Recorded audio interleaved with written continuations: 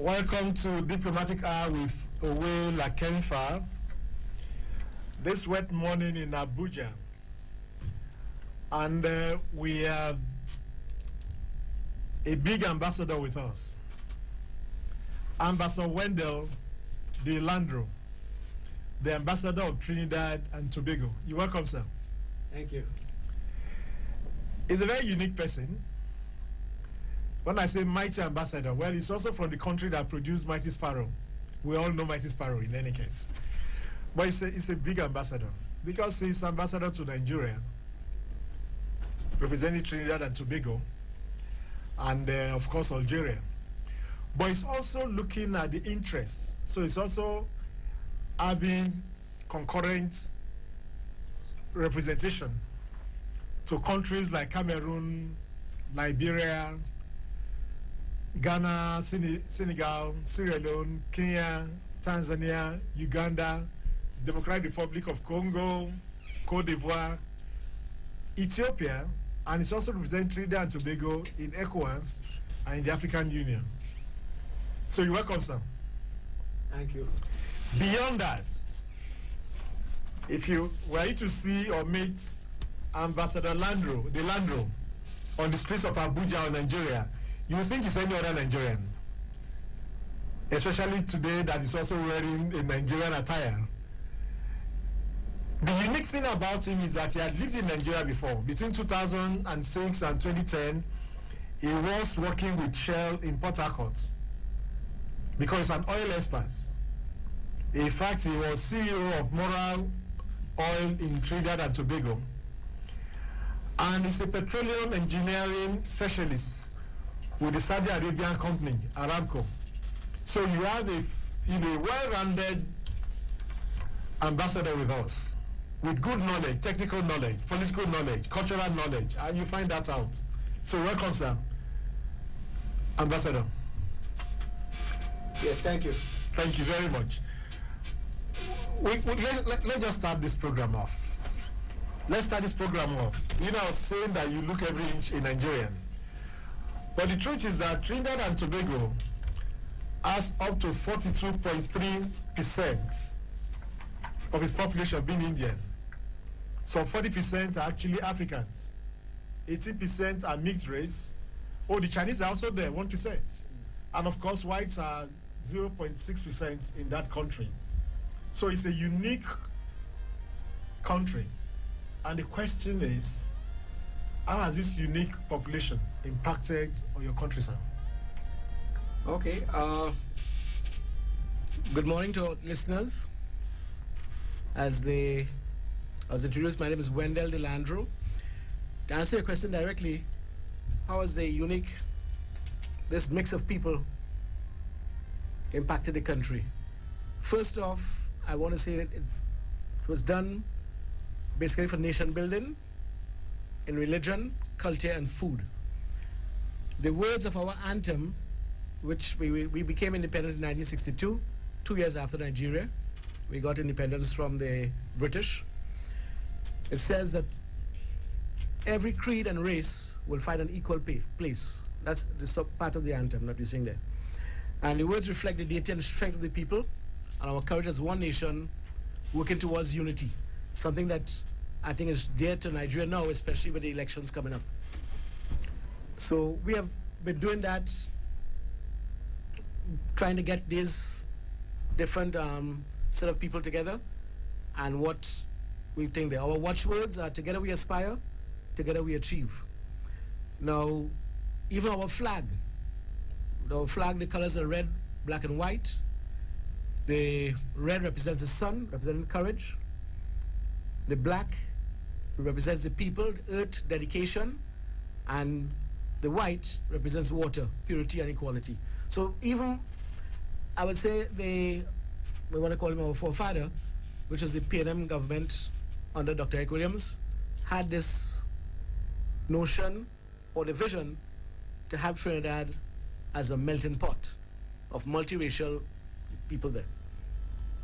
No, well, okay, we talked about the population, but also your religion also. I mean, you look at a mix of Christians being about 63% of the population, You have Hinduism, about 20% of your population. You have Islam, about 5% or 2.5%. Then you have other religions. Interestingly, you also have Orisha. Yes, The we do. Yoruba religion as a major religion in Trinidad and Tobago. How has this played out? Okay, they, again, because of the people there, the Christians came in under the Spanish. In fact, the Spanish came in there to convert the Amerindians that they found there, the Arawaks and Caribs. So the Christian, he came with that. Because it was neglected over a long period since it was discovered in 1498 by Columbus under the being sent there by the King and Queen of Spain, King Ferdinand and Isabella. The country was not really looked upon favorably because there was no gold. The whole purpose of the Spaniards coming there was to go for gold, and they were looking for El Dorado. They found gold in the other islands and in Guyana and stuff like that, but not in Trinidad. So it was neglected.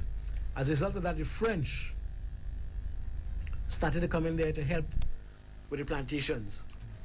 In fact, in 1600, Sir Walter Raleigh, one of the English buccaneers, went into Trinidad and ravaged the country. He destroyed the capital, St. Joseph, burnt it down, and just to show that they had no food, no proper military. The Spaniards were not taking care of the country, all right? So that's what happened there with the Christians, at least. The Hindus, which are the East Indians, they came in as indentured servants after emancipation. So in 1800s, 1844 somewhere, they came in as indentured servants because at that time there was, I wouldn't say there was starvation, there were problems in India. So they were trying to come out to look for a better life. And they came there to work on the sugarcane plantations. The Africans, obviously, because the Amerindians were wiped out, disease, and then because they were Christians, the plantation owners did not want them to work as slaves. So, and they themselves were rebellious. They would fight the Spaniards and stuff.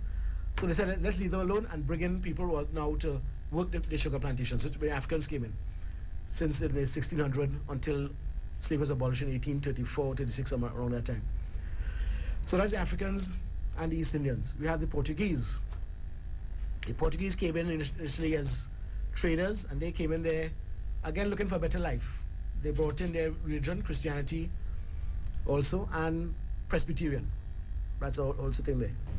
Muslims will be a mix of them coming in there. There's no historical thing to say when the Muslims came in, but they would come in probably too as the East Indians, right? Because, until India broke up with Pakistan and stuff like that, there was supposed to be Muslims and Christians and Hindus, living there. So that formed part of the religious thing there. What is interesting is that because of the multiculturalism there, each religion has their own holiday. All right? The Christians obviously have the most because it's a Christian country. All right? The Hindus have their own holiday. It's called Diwali, the Festival of Lights. So they celebrate that. The Muslims, obviously the Eid al-Fitr, we just passed through the month of Ramadan here with Eid. You all have two Eids here. We have one in Trinidad that's celebrated, the big Eid. So there's a holiday for that. That's one day. Not like here where we have 2 days for the Eid after Ramadan. Then they also celebrate Hoseh. Hoseh is a festival whereby they build these edifices and then burn them at the end of this celebration time, right? So they have that. Recently in the 1990s, we got the Spiritual Baptists. They got their holiday. And the Spiritual Baptist is linked, I said 1990s, 15 years ago. All right, yeah, so somewhere in the 1990s. They are linked with the Orisha. I see. All right? They were outlawed by the Christian government before, that you couldn't go now and be they call them shouter Baptists or spiritual Baptists, whereby they would go and preach at the side of the road with their bell, similar to what you see. I've seen it in Port Harcourt, right? I think it's cherubim and cherubim, Yes, right? yeah, seraphim, yeah. Seraphim. So it's that same type of people you see there, and it was outlawed, so they couldn't do their practice religion openly. Now they have gotten a holiday to show you how well everything is integrated there. With regard to the Hindus and the Muslims, for example, I went to a Catholic school. I am Catholic. And during religious instructions, the non-Catholics would be given a free period. So they would not be stopped from going to school. They would be in the same school with Christians, but they would not be going to church and stuff. They have their own thing to, they get a free period at that time. Again, showing the tolerance of it there. Similarly, my good friend, he went to Hindu school. He is Anglican. But based on where he lived, that was a good school to go to. And each religion have their own association for the schools. So there's the Ashja association with the Muslims. The Hindu association, they have their own schools, Lakshmi school and stuff like that. And all are funded or partly funded by the government. The Christian schools, I went to the school funded by the Holy Ghost Fathers, right? They again funded by the government there. So religion was part of, it's part of this society as such. It's part of education. It plays a big role in education there. Again, keeping the congregations of them within and stuff there. No, thank you very much. Listeners, you're listening to Diplomatic Hour with Owela Kemfa on Citizen 93.7 FM, Abuja. And our guest today is Ambassador Wendell Delandro, the ambassador of Trinidad and Tobago to Nigeria. Actually, the ambassador is actually at home with us all here. Ambassador, the steel band is known all over the world. It's a famous one. But I know it originated from Trinidad and Tobago. What's the origin of this, the steel band? Okay, the steel band originated, I would say, out of the carnival and out of slavery. Remember, the African slaves came in with their drums, okay? And that was being used for communication and stuff like that during the period there. After the emancipation, the emancipation where slavery was abolished, around 1881, the island, or the powers that be, and as the British, outlawed or banned African percussion drums, music. So this was in response to some riots that they had, what they call the Cambule riots. Cambule being the term used for when the cane, sugar cane was the mainstay. When the cane was burning, what would happen is that they would get the slaves from other plantations to come and help them out the fires that was caused there. And at some point in time, there was a big riot called the Cambule riot there, and they thought the slaves were organizing, similar to what happened in Haiti, so they banned African music. But as fate would have it, and we Africans, we would not allow that to stop us. We started using the drums, we started to use bamboo. So you have different lengths of bamboo cut, different thickness, different lengths, and making a song beating the bamboo on the ground. But that won't last long because the bamboo will break. Yeah. So we call it tambour bamboo. And right around in 1937, stuff like that, we started using frying pans, tins, petrol tins and stuff to get the music. And then during World War II, again, there was problems, there's no carnival, nothing like that. The folks in Trinidad used that time to develop the pan. And that came about with guys from we don't want to call them ghetto, but people in the poorer areas, whereby they used that as a means of enjoying themselves. And the steel band was born in a place called Laventille, for example. Right? We accredit Winston Spree Simon as the inventor of the steel band. Note that the steel band is the only instrument created in the 20th century by Trinidad and Tobago. It's our national instrument, And that's something that we're very proud of, to be associated with that. The instrument can play, it's like anything else. It's like a guitar or a piano, based on the notes there.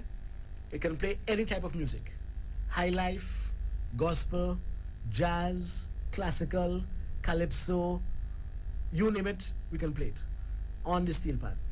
The development of steel pan now is after, in the early 60s for independence, it was used by the government, the party there, PNM, as a means of helping black people or African people to survive. So, in fact, the Prime Minister used the steel band for his campaign and to help. So, with that now, you found that the bands are not only just community areas, but they got sponsors from some of the big business in Trinidad. So each band will have a sponsor name, it'll be like Whitco Desperados, BP Renegades, Shell Invaders, you know. And so the company that sponsored had a name there. Some people felt that it took away from the authenticity of the people controlling the steel pan, because now you have a sponsor, you have who pays the piper is going to call the tune, right? So you had to be very mindful of that. But it's gone to a state now where it's big. I mean, steel pan is now being played, I can call the countries: USA, UK, France, Germany, Norway, Denmark, South Africa, Japan, Virgin Islands, Switzerland, Sweden, Finland, Australia, Korea, Botswana, and in Nigeria here. Okay. Right? Are you trying to popularize it in Nigeria? Yes. One of my goals for my tenure here is to try to put pan in schools in Nigeria.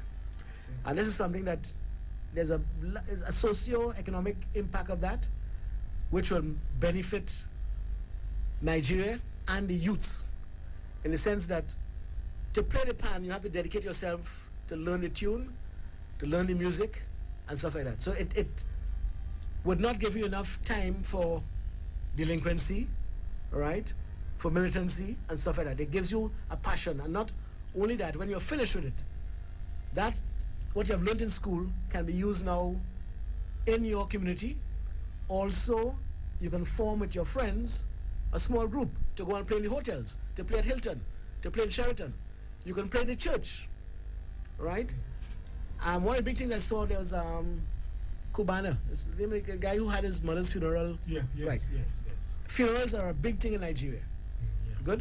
Yeah. Just imagine, okay, he had 4,000 goats, so many cows and stuff like that. They were spraying with wads of money, that he had a steel pan playing for his mother's funeral. Yeah. This will be something like I can see happening now, where this will be part and parcel of, you know, the funeral celebrations, right? Which, and again, it's not playing, it's going to be playing holy music, Ave Maria, all the different music that you associate with funerals. So it's something that I'm working on and trying to work with regard to targeting the southern states, more Christian states there, first, by going to the governors and seeing that if they will sponsor a school and then get a steel band from Trinidad to send the pans. It's a bit costly because of these are, and it's not the big, I'm selling only 16 pieces. Okay. That 16-piece ensemble can be used for so if I have one 16-piece ensemble, for example, at the mission in Abuja here, schools can come and play on that. I see. Right? My goal is to see a competition in Port Harcourt, for example, in let's say Rivers, in Cross Rivers, in Delta. Then the best school, that one that can come now to Abuja and play in Abuja for the best school or steel band school in Nigeria. So you can have the different states doing that, and this will, I mean, it's going to be business in the sense that you now have to produce the pans. Nigerians will be taught how to make the pans, to press it. You have pan tuners. You have, there's so much that can grow out of this, you know. That, and this, what we are looking at, the groups I've been talking to, we call it from drums to steal, in that the drums came to the diaspora, came to the West Indies, came to Trinidad, and now we are bringing back a steel pan to Africa. And I'm using Nigeria as a model, whereby if once this works, that model can be used now for the different African countries that I'm accredited to, to do the same thing throughout Africa. Because as I said, it's been played all over. Why not here in Nigeria? Thank you very much, Ambassador. Apart from the steel pan, Trinidad and Tobago also produced or gave the world calypso and soca music. And calypso, of course, is quite popular in Nigeria. What's the origin of this? And how can we do well, again, it's associated with the carnival. Carnival, it's in Trinidad, was done prior to Lent. It's the 2 days before Lent, before Ash Wednesday, when Lent starts. So you can call it a Christian, it's associated with Christian liturgy. And that stemmed from the music. So for Carnival, you have to have music. The steel band came into it, but before that, we had the calypso. Calypso is a style of African Caribbean music that originated in Trinidad during the mid-19th century. It spread to all the other countries, Venezuela and stuff too. And this was linked, is a storytelling, right? I can go back to 1967 and play a calypso and remember what happened in Trinidad at that time. Okay. So it's like the Peregrinades and then the French, where you have the storytelling. Even in Nigeria here, I think it's associated with the Efik and Ibibio people of Nigeria, the Kaiso, right? And that's storytelling. Even the mass, our mass, we have what is called Mokojombi, which are guys walking on stilts. Yeah. I've seen it here in Nigeria. Okay. Right? So, again, showing that the African influence in the diaspora is strong, where we came from West Africa and Central Africa. And that is carried through in our full culture, you know, with obviously the mix from the different races and stuff. But the calypso, and the thing about the calypso is that we have calypso competitions, but you cannot bring your calypso from last year to sing this year. I see. Unlike the US, where Michael Jackson could bring his song and play it all the time, no. For you to come in the calypso competition, you have to make a new song every year. So that shows the talent that has to be, that's being generated by the people of Trinidad and Tobago to do this. And I mean, we have calypsos all over the world right now.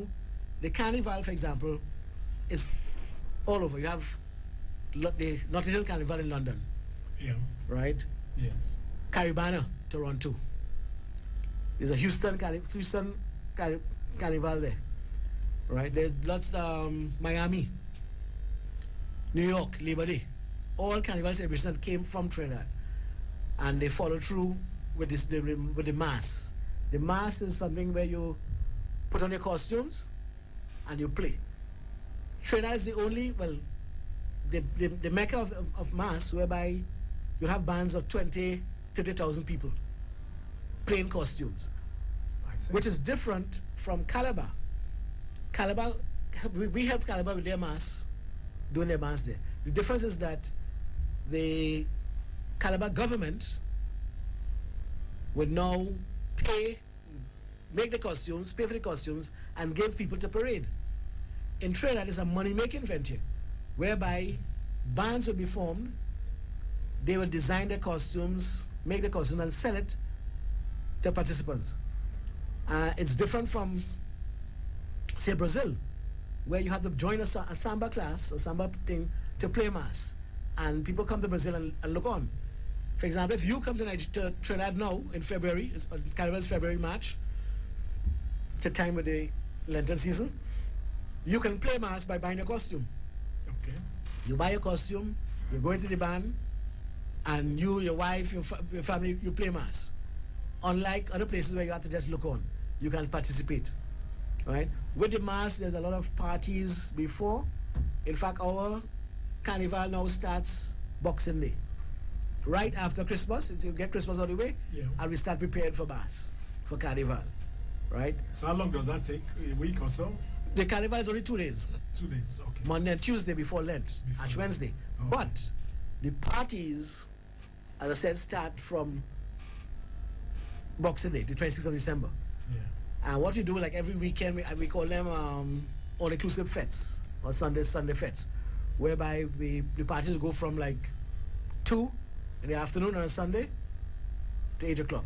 And they're a bit pricey to keep the youths out and stuff like that. So you have senators, this one, all the who's who in Trinidad attending these parties. You know, more of the middle-aged and elderly ones, so to relax and enjoy the carnival. Obviously, the youths are coming there, and you have all the bands playing and enjoying the music. You know. Thank you very much, Ambassador. You're listening to Diplomatic Hour with Owela Kemfa on Citizen 93.7 FM, Abuja. And we're speaking with the Ambassador of Trinidad and Tobago in Nigeria, Ambassador Delandro. Perhaps the most famous Trinidad and Tobago musician that we have in the world is Mighty Sparrow. We all know Mighty Sparrow. So let's listen to Mighty Sparrow for a few minutes. Abuja. Wake up. Reach out. Speak up. Speak out. You are the voice of a new generation. And this is your station. Talk Radio 93.7 Citizen FM. They have a popular King Sparrow and the situation in Trinidad.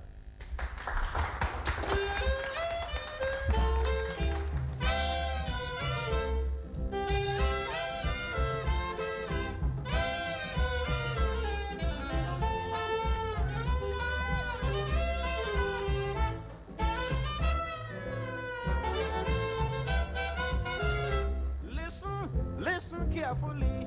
I am a man that's never be sorry. I say listen carefully. Sparrow is a man that's never be sorry. But I went and voted for some councilmen. They have me now in the pen after promising so much tender care. They forget me as they walk out of Woodford Square because they raise up on the taxi fare. No, doctor, no. Hey, and they have the blasted milk so dear. No, doctor, no. I want them to remember we support them in September. They better come good. Because I have a big piece of mango wood.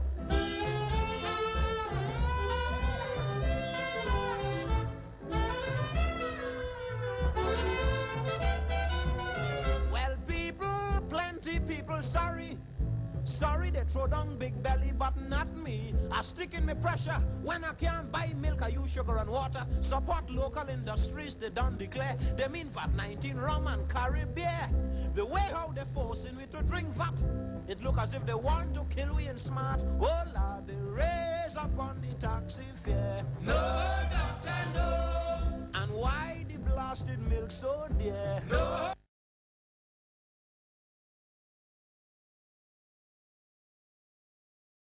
To Diplomatic Hour with Owela Kemfa on Citizen 93.7 FM Abuja.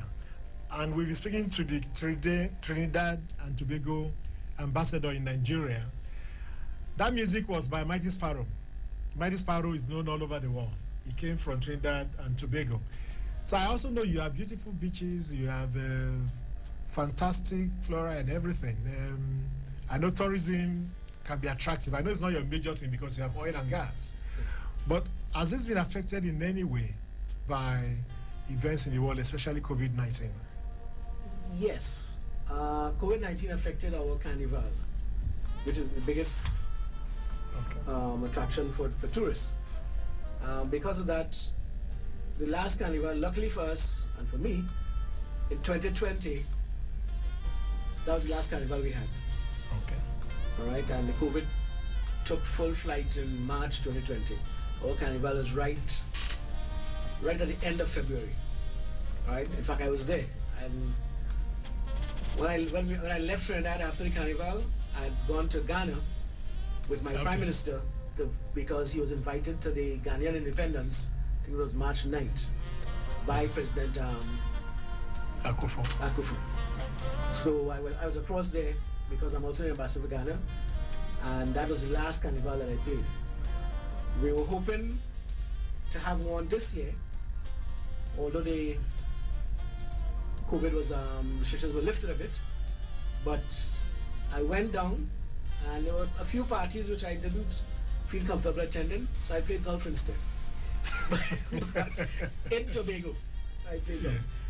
So yes, it affected the tourism trade there, and that means a lot of people who depend on Carnival for their livelihood obviously be affected. And I'm talking about the musicians, the mass people who form the bands, all the artists. Some of them have to go outside and do things there. So we are hoping that, God willing, and next year, 2023, there's going to be a ring down. Let's make sure, because it's like you have lost it for 2 years. Yeah. 21, 22. When this come now, I don't know. It's going to be bad. Yeah. Bad decision. That carnival. It's going to be bad. Yes. So and definitely I'll be there. Yeah. I think next year it's the 20th and 21st of February.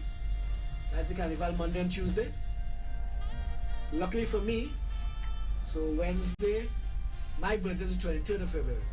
Okay. So I will celebrate my birthday in Trinidad after carnival. God willing. Amen, amen, amen. Well, I talked about oil and gas, and we know there are problems in the world now about shortages as a result of crisis in Europe. Is there any way, I know you're also an oil expert, and I know your country also produces oil and gas. Is there any way countries like Trinidad and Tobago, Nigeria and Co can take advantage of this? And how do we own it so that it's not just about some Europeans coming to run our oil and gas for us? All right. I'll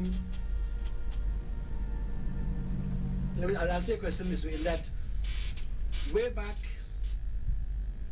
first off, Trinidad started the oil industry in 1908. So we have been in this thing a long time. Okay.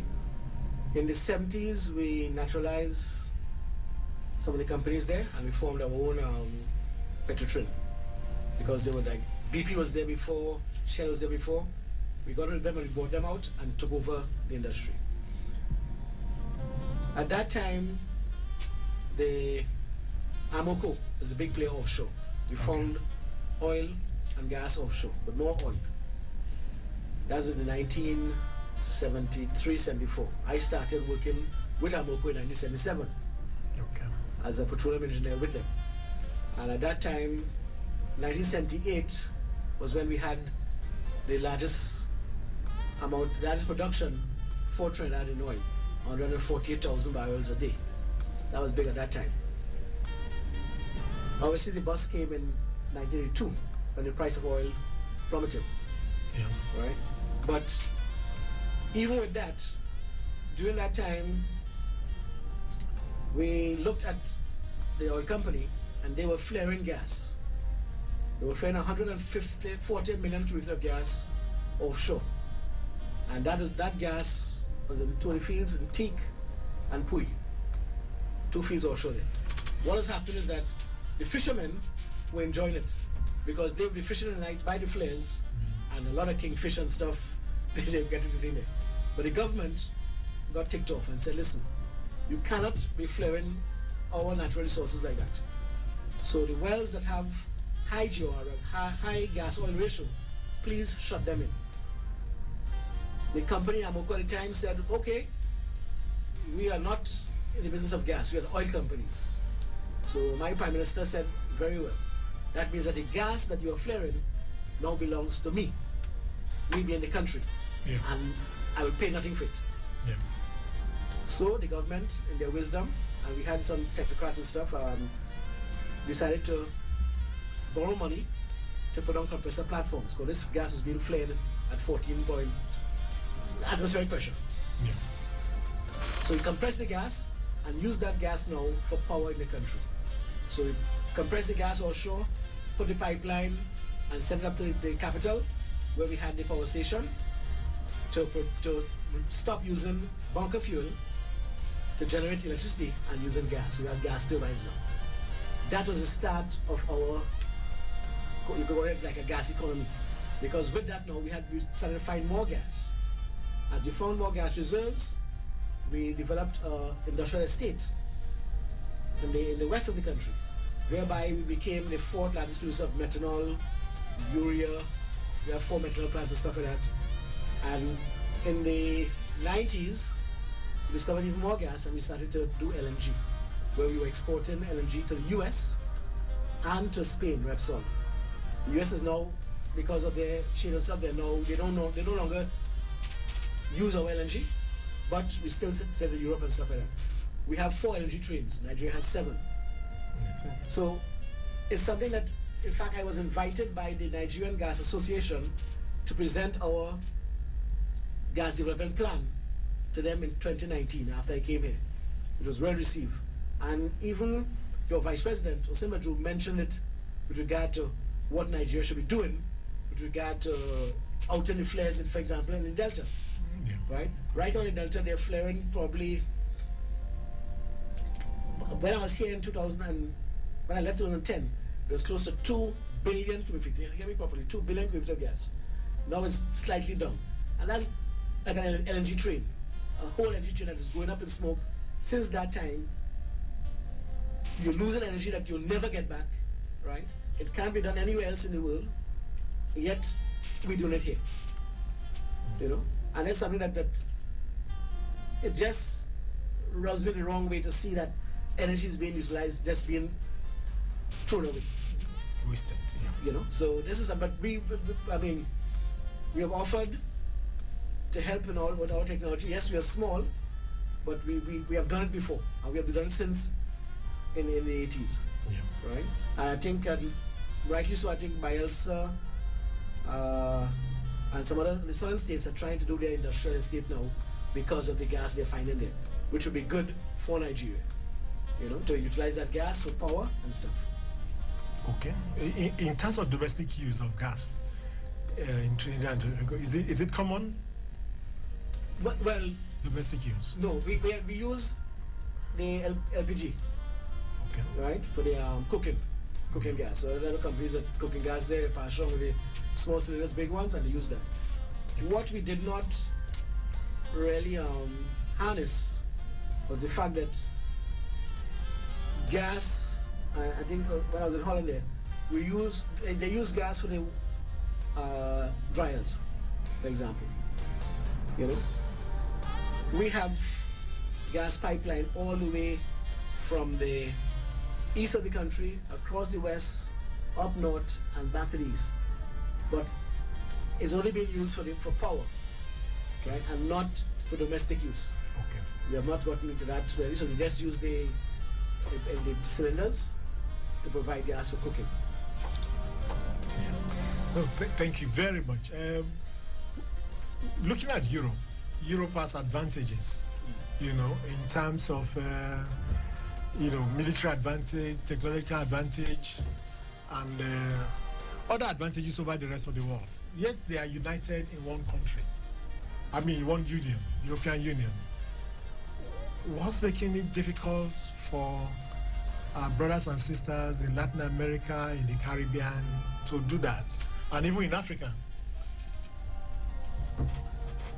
Well, in the Caribbean, I can address that. We have what is called the CARICOM.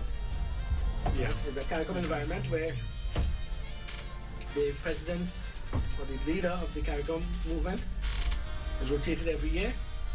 In fact, last year, my prime minister was the head of the CARICOM committee there.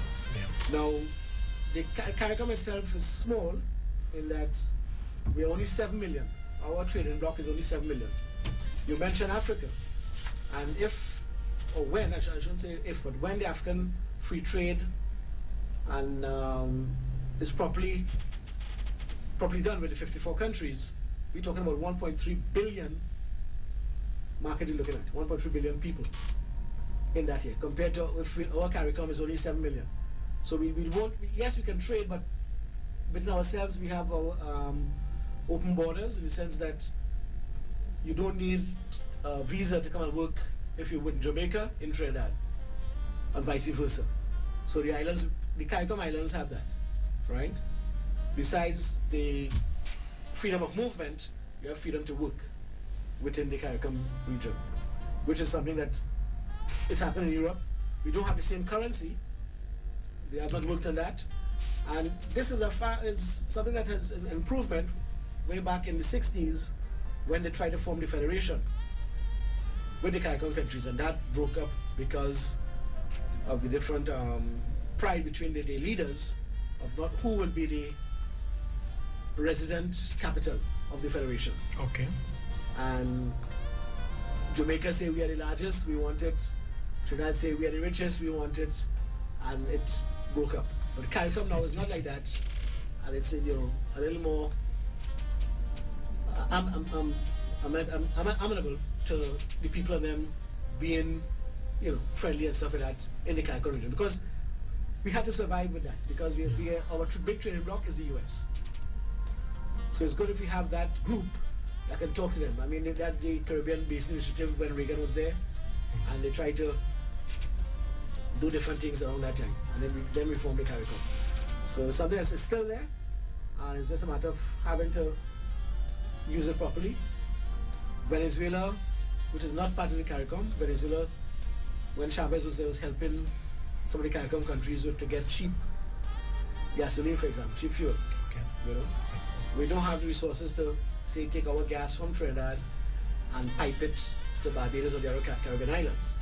But we can do LNG, for example, or CNG, or compressed gas, and have it regasified at these different countries, so you can have energy.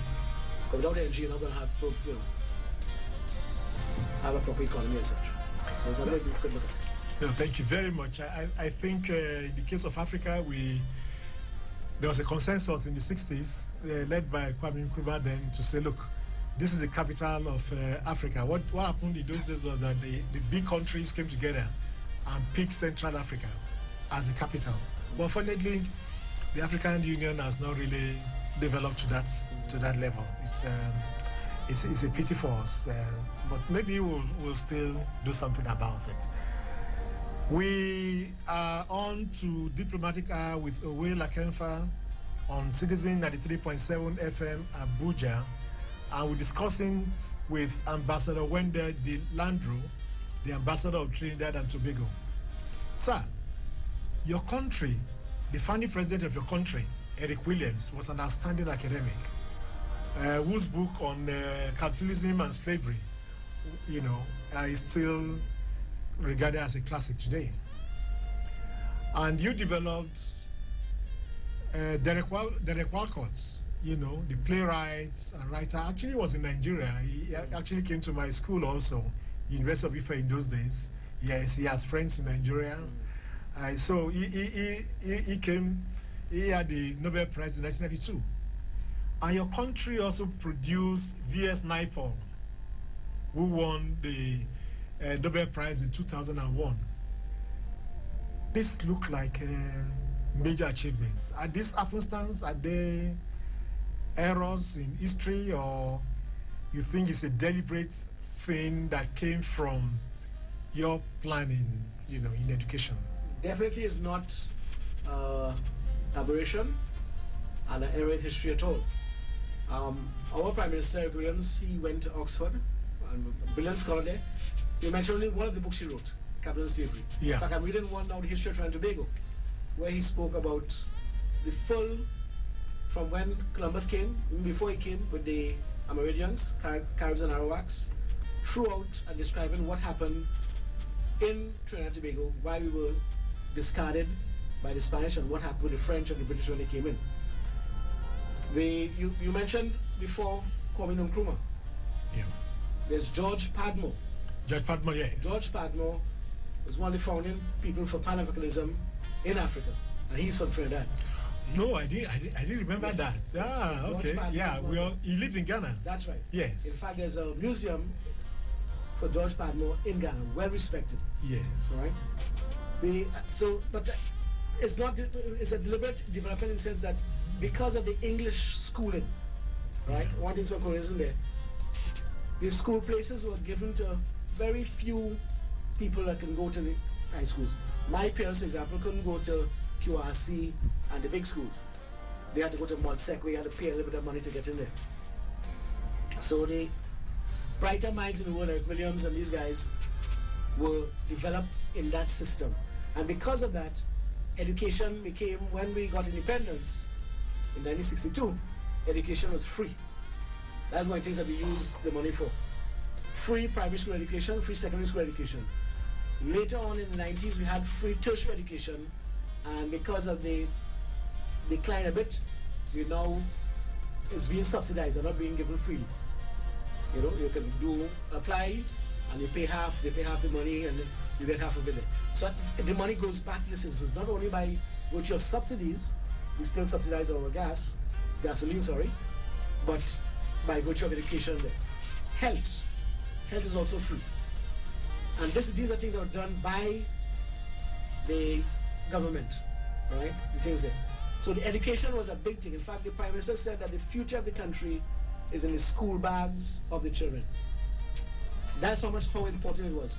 The Americans who I worked with in Trinidad, and I worked on the southeastern coast there, a place called Galita Point, and they would always comment that when they go to work in the morning, when they go to work for 7, so they'll be going to work and seeing parents on the side of the road with their children, preparing them for school.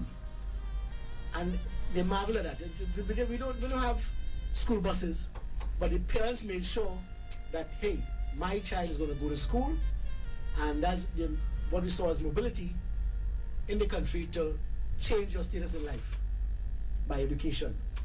And so that was just given a big thing there. We have universities. We have 2 universities in Trinidad. I mean, a place of 1.5 million. We had the University of the West Indies. We had an engineering campus in Trinidad, in St. Augustine, where I am a graduate of the University of the West Indies. I did my engineering there. In the Jamaica, we have the Faculty of Medicine in Jamaica and Law in Barbados. So it's that's called University of the West Indies. Now we have University of Trinidad and Tobago, whereby it's more of a not technical but hands-on. You can do music there. It's not the normal traditional medicine stuff. We have also Eric Williams Medical Complex, right? A medical school in Trinidad also, right? One of the things that I am also looking to do is to talk about educational tourism, whereby Nigerians can now come to Trinidad and enjoy doing medicine. We have them there already. I see. Doing engineering and stuff at the University of Trinidad and Tobago or UWI. I can tell you that they teach Yoruba in UTT.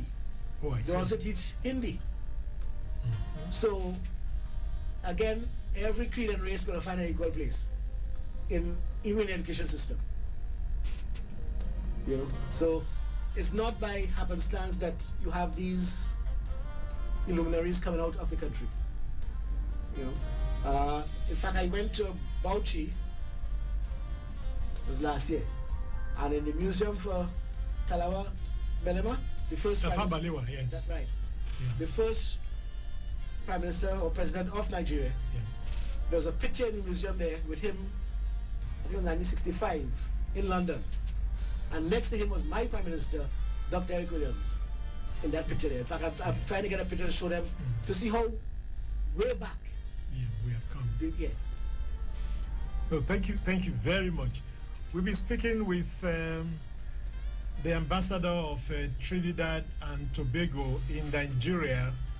He's spoken to us on a number of issues, especially cultural.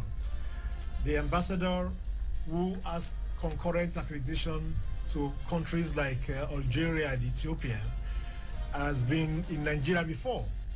Ambassador Wendell Delandro. We thank you, sir, for coming. And we want to round up by playing another track by who else? The Mighty Sparrow himself. Mighty Sparrow. Thank you very much, everybody. See you next week, Friday. Thank you, sir.